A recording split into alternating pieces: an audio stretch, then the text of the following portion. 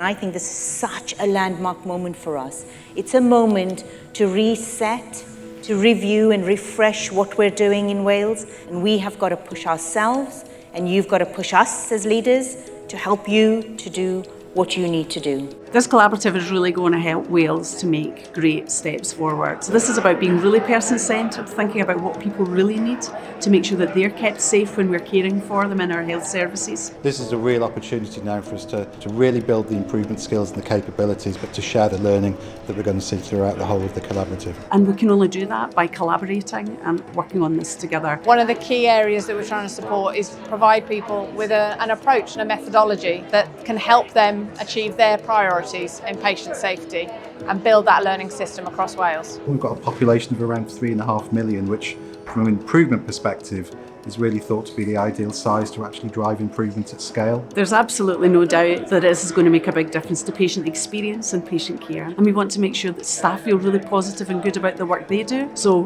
patients who are satisfied, patients who are well cared for, creates really happy staff with good well-being and great teamwork.